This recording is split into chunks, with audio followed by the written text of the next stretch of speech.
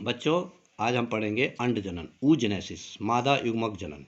इससे पहले हमने नर युग्मक जनन पढ़ा, उसमें जो है शुक्र जनन, शुक्राणु का निर्माण किस प्रकार से होता है वृषण के अंदर।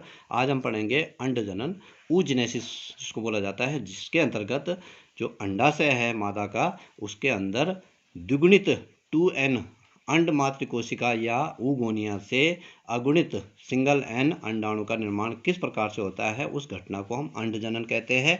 और अंड जनन की जो क्रिया विधि है वो 3 पार्ट में संपन्न होती है। सबसे पहला भाग है उसका गुणन प्रावस्था। अब गुणन प्रावस्था मतलब संख्या बढ़ाना, सीधी सीधी बात है। इसके अंतर्गत क्या होता है, जो अंडाशय की जो जननिक एपिथीलियम होती है, जो कि उसकी जर्मिनल एपिथीलियम जो कोशिकाएं होती है, उसकी जो प्राथमिक जनन कोशिकाएं होती है, प्राथमिक मादा जनन कोशिकाएं जो होती है, उसमें उसका तीव्र गति से समसूत्री विभाजन होता है। और समसूत्री विभाजन के अंतर्गत क्या होता है, एक कोशिका से 2, 2 से 4, 4 से 8, 8 से 16, फिर 32, 64, इस प्रकार से कोशिकाओं की संख्या बढ़ती है और गुणसूत्रों की संख्या वही रहती है, 2n की 2n ही इसमें गुणसूत्रों की संख्या रहती है। यहाँ पर ये अंड मातृ कोशिका का निर्माण करती है, यही अंड मातृ कोशिका oogonia कहलाती है। अब इसमें हजारों लाखों oogonia बनती है। अब इनका जो है एक समूह बनता है जो कि एक अक्षनुमा होता है, जिसमें कि एक एक्सिस के जैसे होता है, जिसको हम कहते हैं फ्लूनर की अंड नली। इसको बोला जाता है एग ट्यूब ऑफ फ्लूनर। और बाद में ये पिंड के जैसे बना देता है, जिसको हम कहते हैं अंड घर या एग नेस्ट, उसको कहा जाता है। अब नेक्स्ट जो स्टेज आती है इसमें, उसको कहते हैं वृद्धि प्रावस्था या ग्रोथ फेज, इसको बोला जाता है। ग्रोथ फेज के अंतर्गत हम क्या करते हैं, इसमें क्या होता है कि ये जो हजारों oogonia होती है, इनमें से एक oogoनियम जो कि दुगुणित होती है, 2n होती है, वो एक जगह पर आ जाती है, अलग हो जाती है उनसे, और बाकी जितनी भी oogonia होती है वो चारों तरफ से उसके इकट्ठा हो जाती है। वो सेंटर में आ जाती है एक oogoनियम, और बाकी oogonia जो है हजारों, वो उसके चारों तरफ से आ जाती है।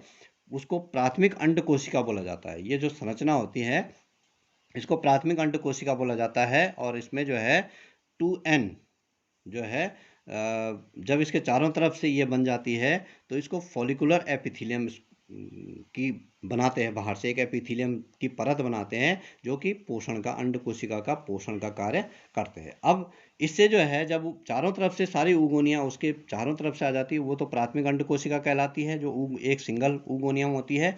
उसके चारों तरफ जब बहुत सारी oogoनियम आ जाती है, तो उस संरचना को, माना ये अंड एक प्राथमिक अंड कोशिका है, तो इसके चारों तरफ से इस प्रकार से बहुत सारी आ जाती है, तो ये पूरी जो संरचना है, इस संरचना को प्राथमिक पुट्टिका या प्राथमिक प्राइमरी फॉलिकल इसको बोला जाता है। ये भी 2n होती है और इसमें अनेक कणकीय परतें बन जाती है। जब अनेक कणकीय परतें इसमें बनती है तो उसको द्वितीयक पुट्टिका या सेकेंडरी फॉलिकल इसको बोला जाता है।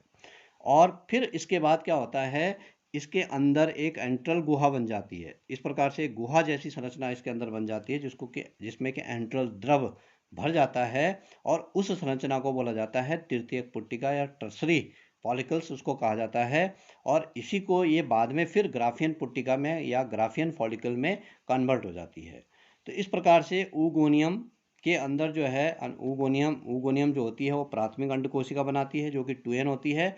और उससे जब उसके चारों तरफ अनेक oogonia आ जाती है तो प्राथमिक पुट्टिका बनाती है, फिर उससे द्वितीयक पुट्टिका बनती है, फिर उसी वही तृतीयक पुट्टिका में कन्वर्ट होती है, और वही फिर ग्राफियन पुट्टिका में कन्वर्ट हो जाती है। और उसके अंदर जो है वो प्राथमिक अंडाणु कोशिका जो है उसके अंदर रहती है। अब जो दूसरी, ये जो वृद्धि प्रावस्था है, वृद्धि प्रावस्था के बाद तीसरी जो प्रावस्था आती है उसको कहते हैं परिपक्वन प्रावस्था, मैच्योरेशन फेज उसको बोला जाता है। और इसका अर्थ सीधे सीधे ये है कि इसमें अब अर्धसूत्री विभाजन होना है। जो प्राथमिक अंड कोशिका है उसके अंदर, ये उसके अंदर जो है प्राथमिक अंड कोशिका है, उसका जो है उसमें अर्धसूत्री विभाजन होता है। जब मियोसिस फर्स्ट उसमें होता है, प्रथम अर्धसूत्री विभाजन, हम जानते हैं कि अर्धसूत्री विभाजन के 2 चरण होते हैं, मियोसिस फर्स्ट और मियोसिस सेकंड। जब पहला मियोसिस होता है तो जो अंड कोशिका है, ये प्राथमिक अंड कोशिका, ये 2 असमान कोशिकाओं में विभाजित हो जाती है। जो छोटी वाली है वो प्रथम ध्रुवीय काय बनाती है, इसको जो है पोलोसाइट बोला जाता है। ठीक है, इसको पोलोसाइट कहा जाता है।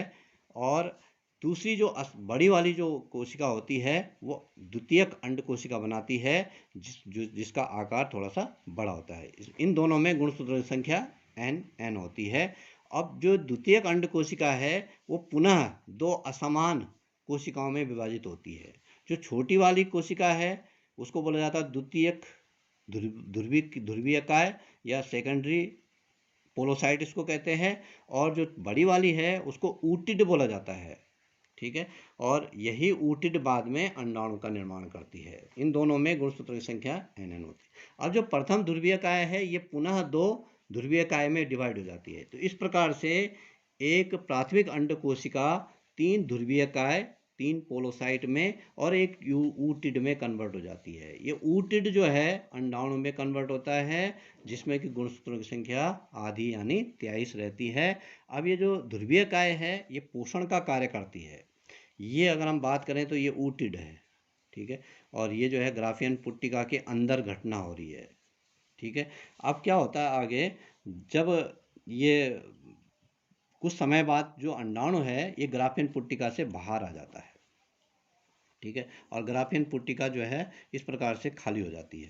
जब ये बाहर आ जाता है तो ग्राफियन पुट्टिका के अंदर रक्त भर जाता है। जब इसके अंदर रक्त भर जाता है तो उस संरचना को हम कहते हैं कॉर्पस हीमोराइजिकम। उस स्ट्रक्चर को हम कहते हैं कॉर्पस हीमोराइजिकम।